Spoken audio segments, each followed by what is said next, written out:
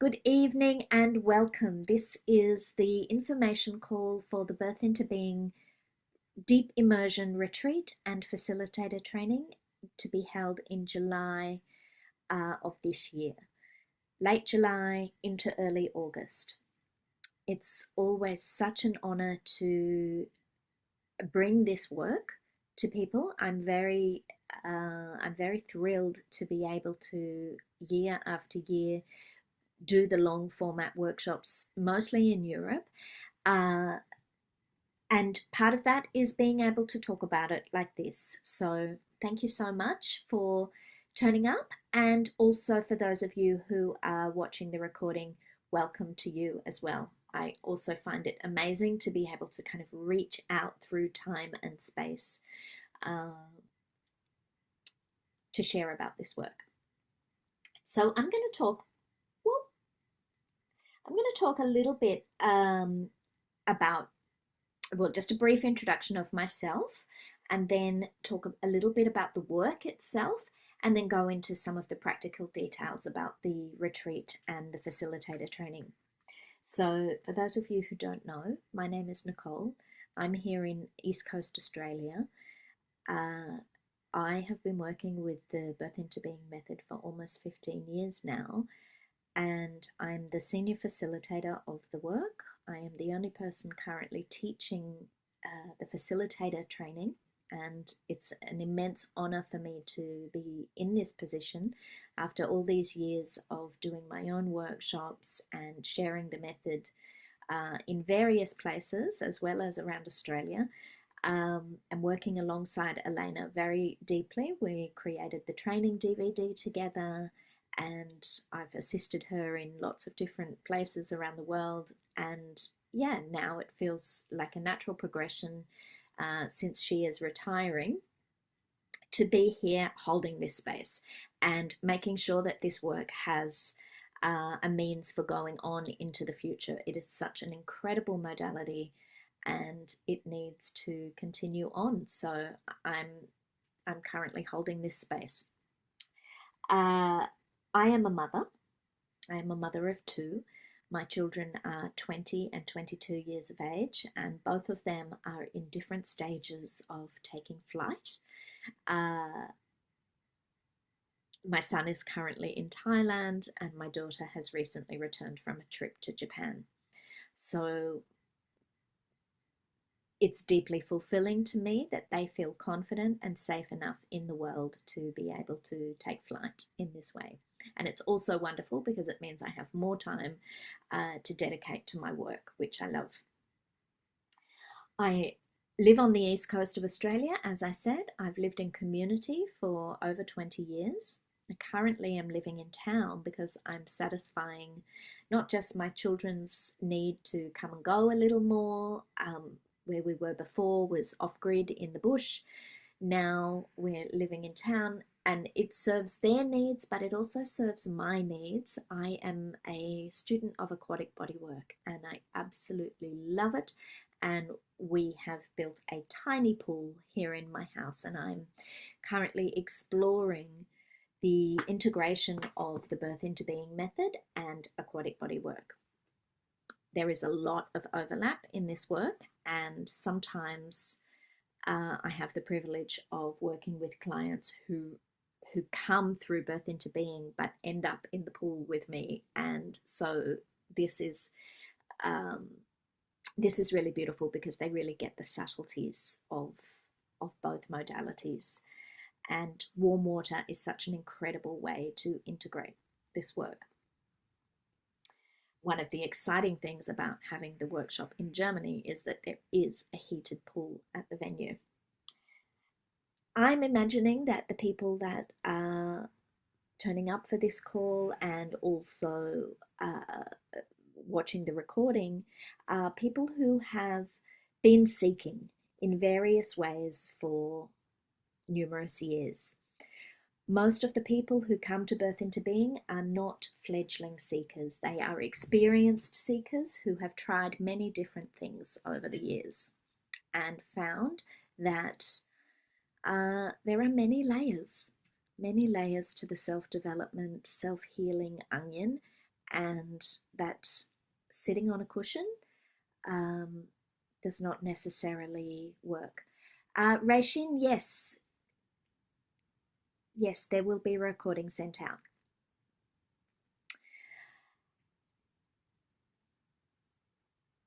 So I'm imagining that you are seeking new ways to find transformation.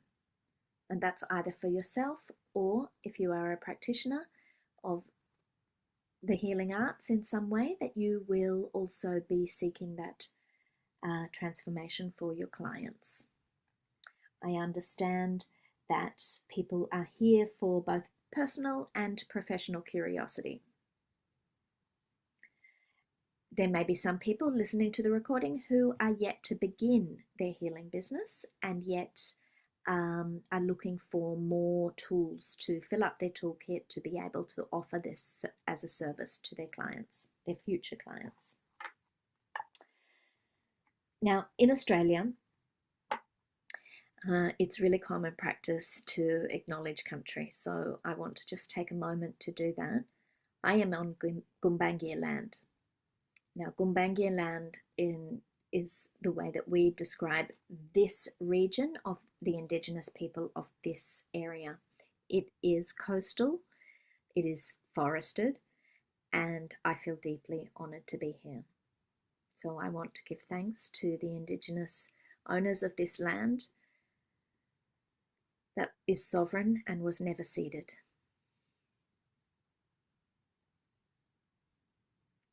I give thanks to the elders, past, present, and emerging.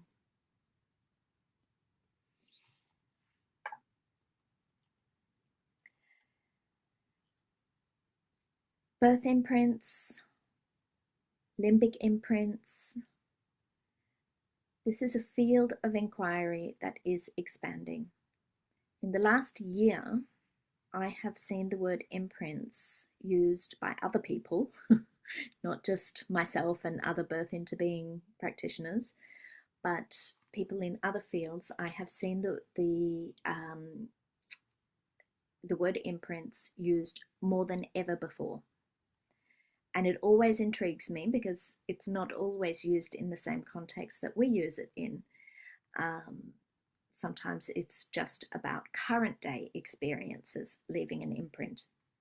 Yes, so the word imprints is being used more than ever before, and not always in the context of the limbic system and the limbic imprints, which is the format that we use it in. I have a little friend here who comes to a lot of my Zoom calls. And this is a model of the brain. This is the prefrontal cortex. We use this part of the brain for our rational thinking.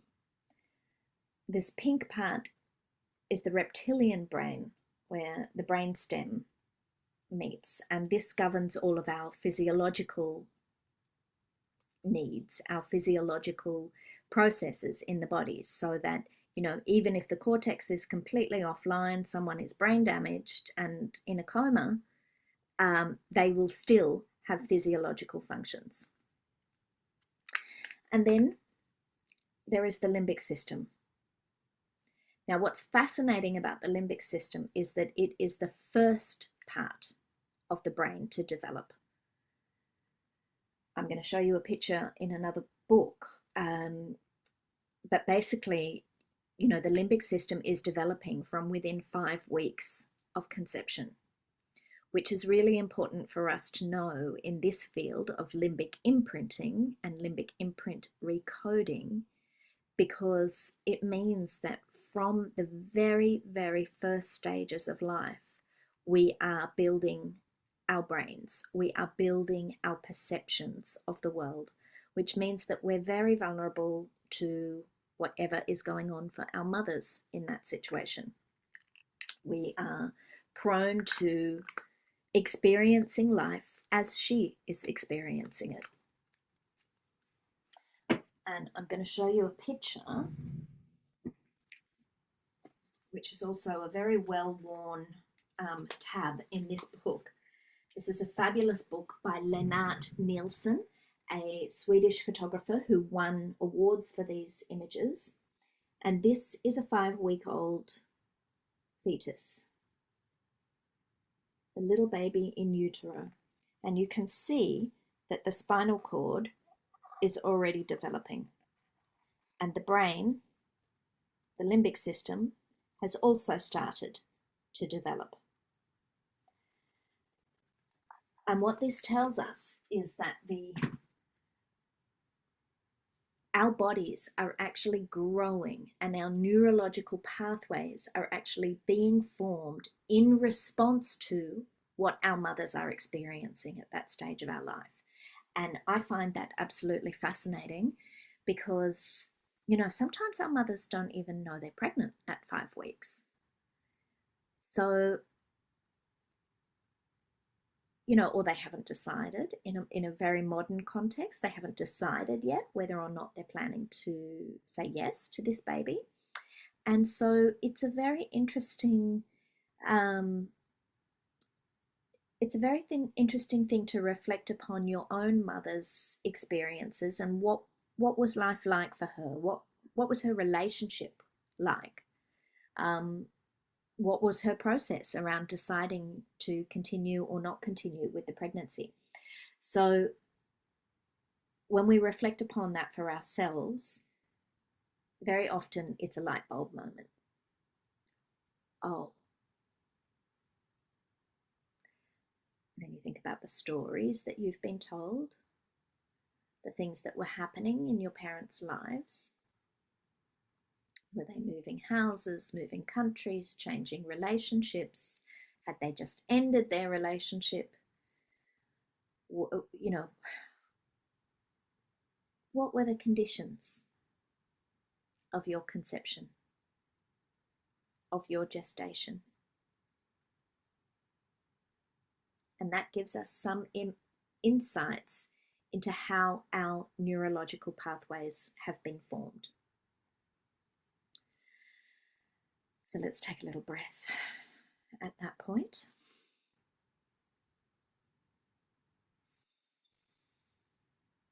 It's important to go slowly with this information because it can be really touching. It can touch some tender places inside of us.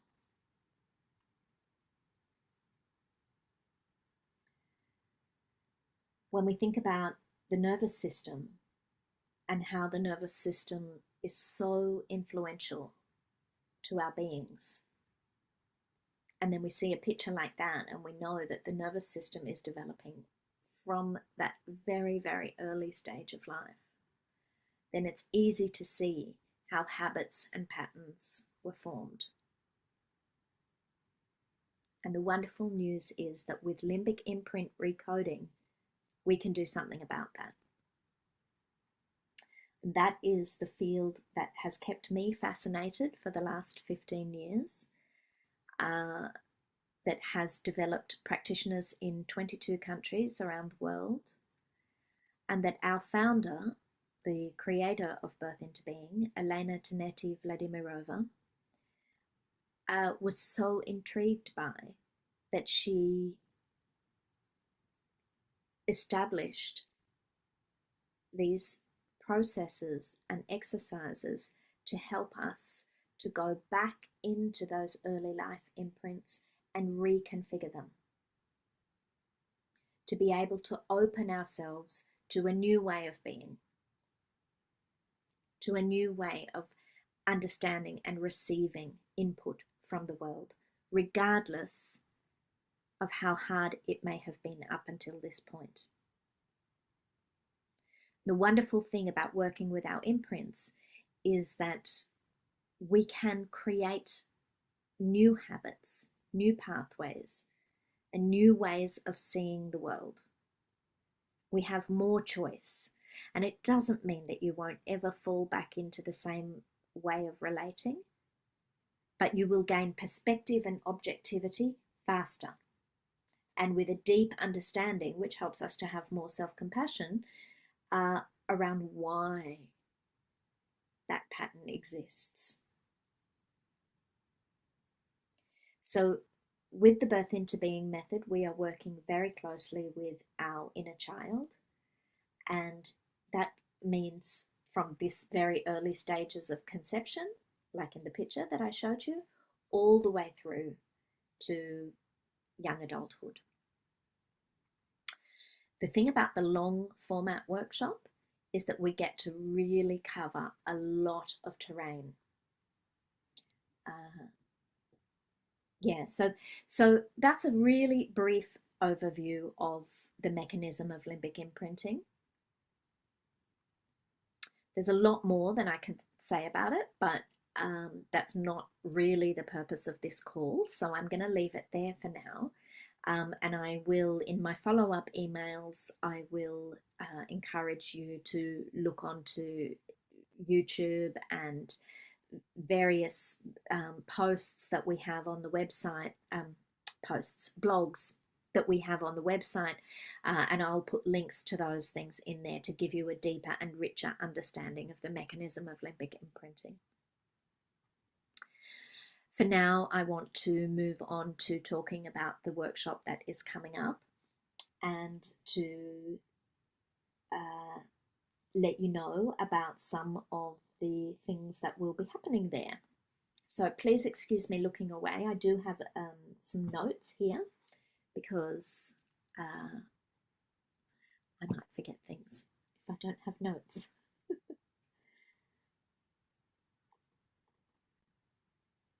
Yeah, so I'm imagining, as I said before, that some of you are here for personal curiosity and some of you are here for professional. So I'm going to speak to both at once with a bit of a leaning towards the professional, because this workshop is also a training and they go hand in hand. So the Birth into Being method has these incredible processes and tools that allow us to address these early life imprints. And there are very unique ways that or sort of integration methods that we use to help to bring those shifts and changes into the body. So it's not about just having an intellectual understanding of it or just sitting around and talking about it.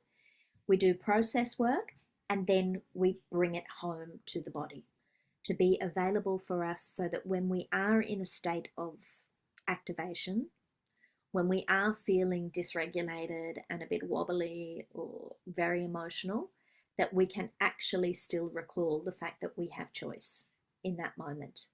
And even if that choice is to kind of press pause with the person that we're interacting with, and say, I need some time. Can we come back to this later? Having the capacity to recall that you have that option is an enormous life skill. And these tools can really give you that, so that you can come back and deal with things when you, are able to, when you have the capacity. The workshop takes place in a venue that is used only for spiritual inquiry. And what this means is that the staff and any of the other people that are at the venue, guests, other teachers, they are all sympathetic to the kind of work that we're doing, and they don't ask too many questions, and they're not freaked out if we make some noise. The venue is lush and green. There is a forest nearby, so we are able to go and do some of our processes in the forest, as well as to use that for time to breathe, time to integrate, explore, to go for, nice strong walks. It's a beautiful little town. It is very small. But luckily for us, right near the hotel or the seminar center, which is called Sonnenstraße, my German is terrible, Sonnenstrahl Seminarium, right near there is a large supermarket that actually carries a huge amount of organics. So, and a lot of choice of different healthy food options and some junk too. And Yeah, so all our needs are taken care of. The venue serves us breakfast, lunch, and dinner. The food is mostly vegetarian unless you have a special request. They will cook meat for you if you need it. Um, there's gluten-free, dairy-free options. It's all served on a buffet style, so it's very easy to cater to your needs. Uh, it's a wonderful place. The Birth into Being community has been using this venue for over 10 years now. There was a big break over COVID, but otherwise we've been there every other year for over 10 years. And so this means that we're kind of regulars there. There are new owners this year, but I believe that most of the staff will be the same. This venue is also really supportive for us because it caters to lots of different budgets. So uh, if you've checked it out on the website, you will see that you can have a private room with a private bathroom, or you can have camping with a completely shared bathroom setting. It's all completely optional, and for you to decide. Now, with regards to the camping, they, hi Simon, with regards to the camping, they don't have that listed on their website, but it is something that I like to tell my groups about because, I completely understand that all different budgets need to be catered for. So that's something that's good to know about the venue.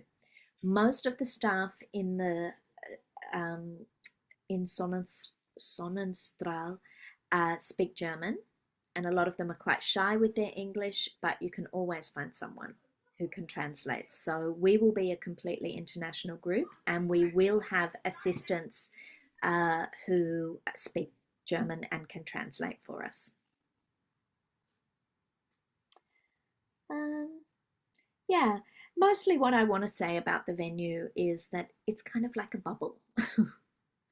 It's really like a retreat. It's got beautiful gardens, and you can stay there without leaving for 17 days.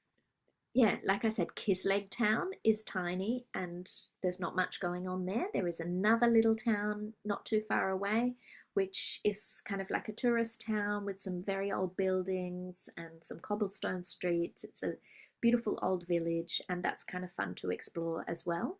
We don't get a lot of time outside of the program to explore other places. Um, yeah, so just as well that the venue is complete, and that there's this warm swimming pool.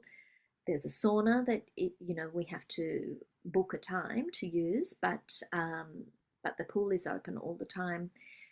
It's fantastic. It really meets our needs, and that's why we've been going there all this time. So that's what I want to say about the venue. I touched on the language question. Our um, our team is international. Unfortunately, I only speak English, but I have assistants coming who are bilingual, multilingual. The group itself will be international, and there will be people from all over. So whether or not your mother tongue will be spoken, I don't know at this moment, but I do know that there are definitely German speakers coming. And so therefore, if there are enough people to hold your process in your mother tongue, some of the group processes that we do where there's dialogue and stuff, then that's a beautiful thing. Because there is something very unique about being able to, say what needed to be said, um, to move through your process in your mother tongue, or to hear the words that you always needed to hear. I'm sort of getting ahead of myself here because I haven't talked much about the processes yet, but I just want to address that language question. Yeah, so I'm going to just take a few steps back and talk about the workshop as a standalone experience. It's an 8-day workshop. You can come for a minimum of 2 days and make your way up. It's a really unique experience to be immersed in this work, to be completely held where you're not cooking, you're not needing to even do your own dishes. you know You're very, very looked after to go as deep as you possibly can, and with a very held community or holding community. Um, it's deeply relational work, working with our imprints. And so it's really, really nice to take full advantage of that. So the workshop is 8 days long. My experience is that when people book for 2 days, they often stay for longer. It's a layered experience. We have a lot of fun at the same time as doing deep, profound process work. So, yeah, it's a really layered experience. We use movement, breath, dance. Some of our processes are interactive and done in small groups, and some of them are delivered in a one-to-many format, which is, me delivering the process and the group receiving it all at once. Guided meditations or different experiences. Because the work is really profound and deeply touching, and I'm trying to think of a more gentle word than intense, but it can be intense. It can be, yeah, it's very transformational. And that means that we need sometimes some courage to go to those tender places. And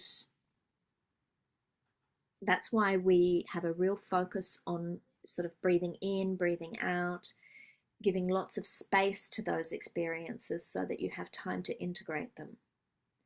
I like people to be able to take the time to digest, to be able to journal, to have sharing circles, to have some time in silence, and then to come back and play some games. Play some games that give a chance to express some of the sense of freedom that hopefully people have gotten through their processes. To that end, we also have a bit of an evening program during the workshop where I invite participants to share something of their skills and gifts. And that might be poetry, it might be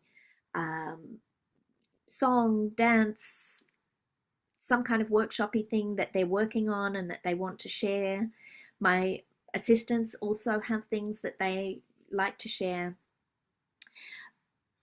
And it brings a lot of fun and a lot of lightheartedness to our experience. And I think that that's really important when we're dealing with so much kind of profound material, deep inner work. There's usually some tears here and there. And so the fun elements really help to kind of weave all of that together into a tapestry that feels nurturing.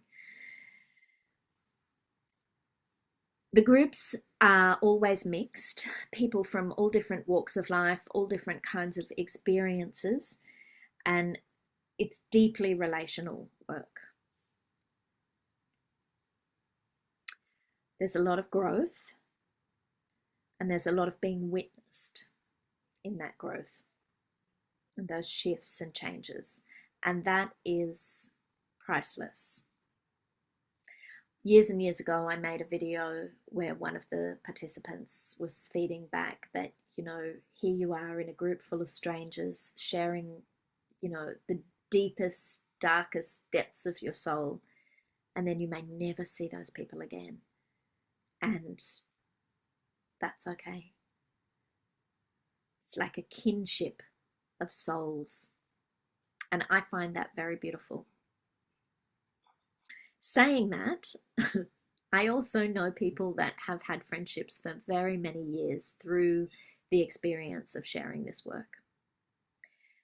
We do hold the group for, generally it goes for about a year, but we do tend to hold the group through Zoom calls so that we have opportunities to check in, opportunities to reflect back, and to just feel the yummy vibe of our little pop-up community that happened during the workshop. After the 8-day deep immersion, there is a day of rest, a day for integration, for, as I mentioned before, walking in the forest, for sleeping in, for having a break from this relentless schedule of breakfast, circle, processes, lunch, more processes, a day to have an afternoon nap. I am flexible with the program, and when I see that the group is exhausted, sometimes we have a rest together, sometimes we have an extended lunchtime, but this day of rest in between the Deep Immersion workshop and the training is something that I am implementing for the first time this year. And it's because it's big work, big terrain. We need some breathing space. And although I understand that it's already a very long workshop, I am putting this day in there because we need it. So there'll be no workshop program on that day. We will see what happens from the group. If people want to meet in the workshop space and do yoga together, or if somebody wants to offer something in the evening, that will be decided once we're there and we're together. But there's no workshop program on day 9. It also helps to kind of bookmark the experience from being deeply experiential and all about your feelings and your experiences, to zooming out and then starting to look at the whole experience from a practitioner's lens. And we use the group experiences as examples that we can call on as we begin to learn how to facilitate those same processes. So if there was something remarkable that happened, if somebody wants to share about their own experience, or to ask questions of someone else, it's actually really, really helpful to do the experiential part of the workshop side by side with the training, because it's so fresh. And there's a lot of material there that we can use to learn from. Saying that, I do also, there are people who will be turning up for the training who did the workshop last year. And yeah, previously I've tried to keep it all together. It's not working. People really want to do it separately, and I really want to be able to offer this work to as many people as are willing to receive it. So I have to be flexible. So yeah, that day in between also helps to then be able to welcome a group that looks different for the second part of the training. We zoom out, we begin to unpack our experiences from the workshop, and we begin to learn one by one the processes that you will need to be able to offer to your clients. We will discuss at length all the different ways that they can fit into existing offerings, all the different ways in which they're applicable. So birth work is a classic example. So if there are birth workers who are listening to this recording, one of the processes that we do, which is a one-on-one process called the call cry, where we're looking at core wounding and doing a powerful process to shift that. This is an amazing process to offer a woman when she is stuck in birth. Or if you are building up towards the birth and there's a lot of head noise or a lot of resistance, a lot of fear, you can use this process to do a quite radical pattern disrupt. It's useful in plenty of other applications as well, but that's just one example.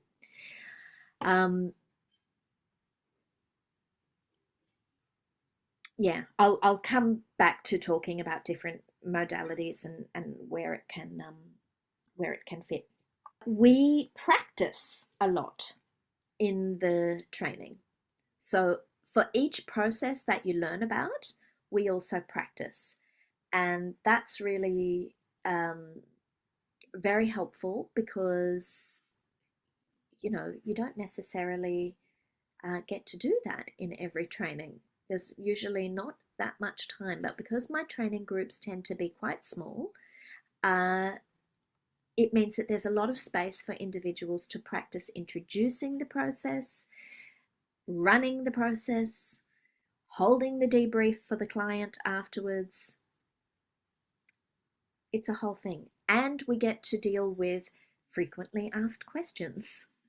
We do a little bit of role play where we're all the group is the workshop participants and the person who's delivering is the facilitator, and we get to, ask all the funky questions that you do get asked sometimes. And when you have like a skeptic in your group who is asking all the most difficult questions, how do you handle that? How do you think on the spot? How do you, become so familiar with the material that you know the answer? It's right there. So we do all of that. One of the big things that I focus on in the training component is safety. I love to create a really safe environment for learning. I am completely aware that learning things as adults is, it's a different ballgame than when we were back in school. Often the things that we're learning, we're deeply passionate about. We're completely invested in being there. Our time, our energy, our money, our dreams and desires to bring this work to our clients, to our communities. It's a thing. There's a lot there. And so safety is super, super important to me. So just like I talked about in the workshop where we kind of titrate, the difficult stuff with the easy stuff, and we do a little dance of being able to make sure that everyone is ready to proceed.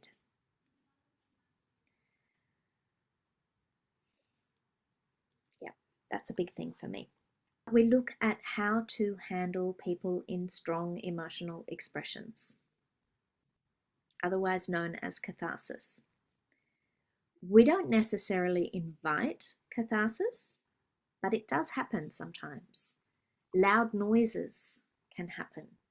And we discuss at length how to be with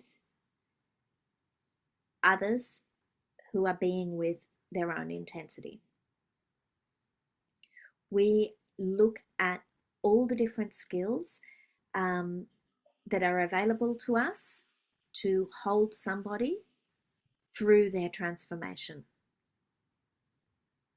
I absolutely love this field where, we can do a touchdown into old pain, old wounds, core beliefs that aren't serving us, that are really tender, and then emerge into something completely new. I've been doing this work, as I said at the beginning of the call, for 15 years now. So I have a few tricks up my sleeve and I love to share them. And I love to be able to create environments where we can really chew on this information together as a group. So I think I talked about the follow-up, how we, in relation to the workshop, how we have group calls and things like that. The follow-up for the training is that you have a bunch of resources that you are given. I don't like scripts and I don't encourage people to use them. However, I do provide them for you so that you can use it until you don't need it any further.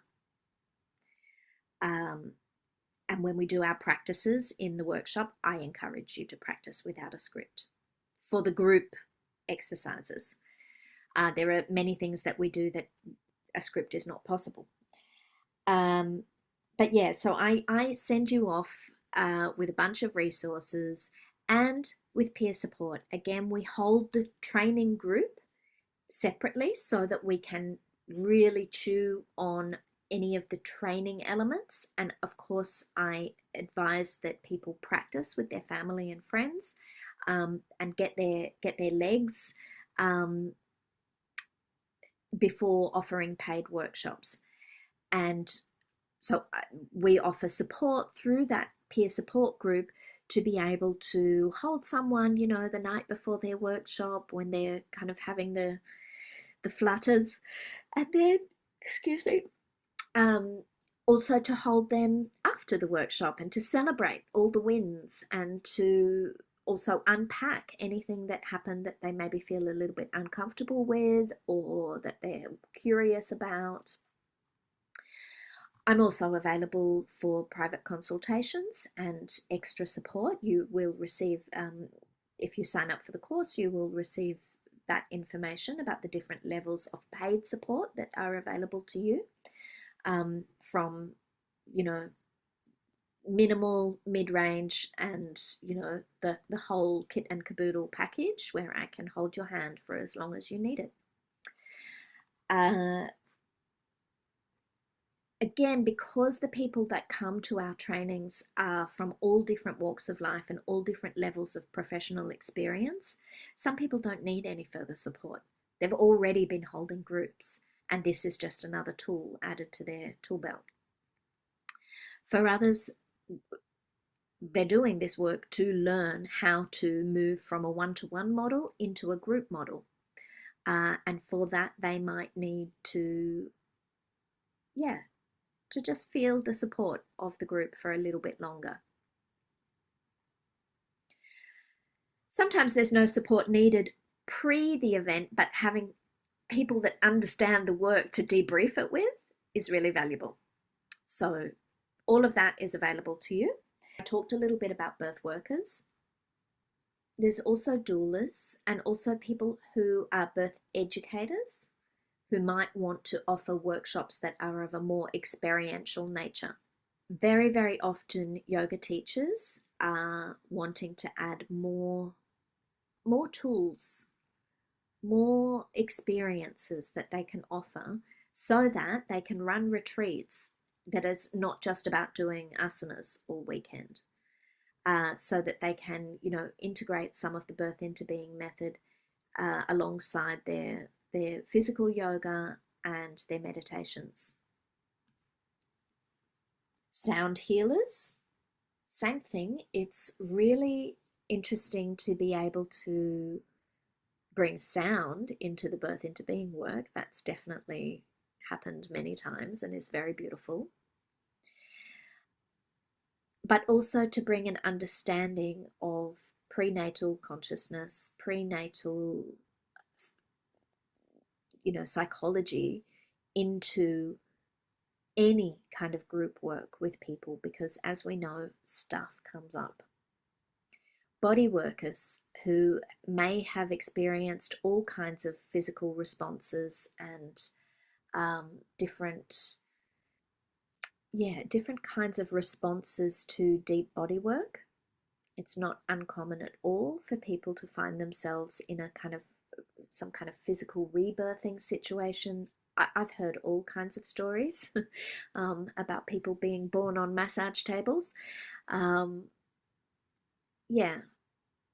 There's a lot of different ways that understanding birth imprints and understanding the mechanism of limbic imprinting can really help body workers to identify what is going on when somebody starts to move through a different experience on the table. Breath work.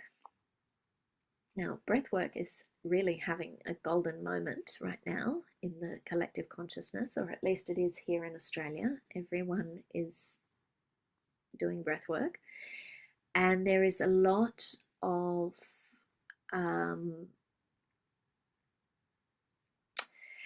of ways in which using breath work in the way that it's being commonly taught that activates primal experiences.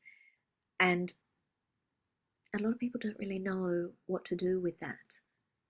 It's like they've led a participant into an experience where they're accessing some really old material around being born, but they don't know what to do after that. And so the birth into being method, with its focus on safety and love and connection, and with the ability to give those new imprints to a person, is really, really valuable if you're setting yourself up in a breathwork business. And, as a breathwork practitioner, I think it's kind of irresponsible in some ways, the way that breathwork is being taught so far and wide, and without much of an understanding of the prenatal psychology and the impacts of these, or the potential impacts, shall we say, of these, you know, experiences of regression back into the womb, back into their birth. And it's a missed opportunity, basically, to give a new imprint of being safe, loved, connected, welcome to that person. There is plenty more. I had a dialogue just the other day with a man who is helping other men heal their circumcision trauma. He's an intactivist, which means that he's an activist for keeping babies intact, and that is an area that has not been very deeply explored, but the birth into being method would be perfect for. Aquatic bodywork is another one which I am exploring and having a wonderful time doing that. I mentioned that at the beginning of the call. And basically all kinds of healing arts have the capacity to create a beautiful network of support for your clients and your participants in your group sessions. The birth into being method processes stand alone by themselves, and there are techniques that we use within them, like I mentioned, the multisensory integration that can be used in various ways. It might be that you use part of the process and not the other part. It's about learning the language of the birth into being method. One thing that we do ask is that it's not called the birth into being method if it is a blend of other things, but it is still very easy to see how those blends can happen. And I'm more than happy to answer any questions specifically about that. Some commonly asked questions that I get about the training and the retreat is the size of the group. How big will the group be? Well, I don't know exactly until the night before. There's usually a flurry of last minute sign-ups, and yeah, at the moment it's looking like a small group. World Chaos is doing a good job of keeping everybody commitment phobic. I totally understand that. And another common question that we have is around babies and children. Can I bring my baby or my children? And you can, but you'll need to bring a carer for them as well. It's not appropriate to have babies in all of our sessions. It can get quite intense, and also, you want to be able to give your full attention to your own process, and that's not possible if you have a baby in the room. Yeah, babies are not welcome in all of our sessions. When we're doing light-hearted stuff or it's a sharing circle, they can be there. But when we're doing deep process work, they need to be with their carer out in the rest of the venue. It might be worth having a private discussion around that if you're pregnant and wondering whether or not it's appropriate. Because the thing is that, it's such a gift to your baby to do this work before they arrive. So, yeah. If you're pregnant and you're watching this recording, then reach out and let's have a private chat. So in conclusion, around babies and children, it's fine for you to bring them, but you need to be aware that they won't be able to be there in all of the sessions, and they definitely need to have a carer to take care of them while you are deeply in your sessions. In closing of this call, I would like to say thank you for your time and attention. Thank you for your curiosity and interest in the Birth into Being method. I absolutely love this work. I know that it has the power to transform lives.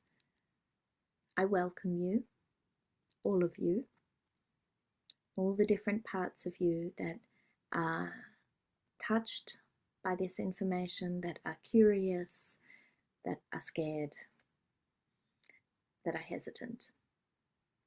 I would love to offer anyone that signed up specifically for this call a little bit of a bonus discount if you get back to me. So today is the 26th of April. If you get back to me by the end of April, I am happy to give you the early bird rate, which is kind of like a €300 saving. So yeah, that's just a little bit of encouragement to act swiftly. It's always kind of better for me to know earlier on what people are doing. The flurry of last minute activity, it is a little bit disconcerting because I'm usually on the road by then. So I'm getting emails while I'm, in Dubai, whatever. Yeah, I welcome you. I hope that you will reach out if you have any further questions, and I look forward to hearing from you.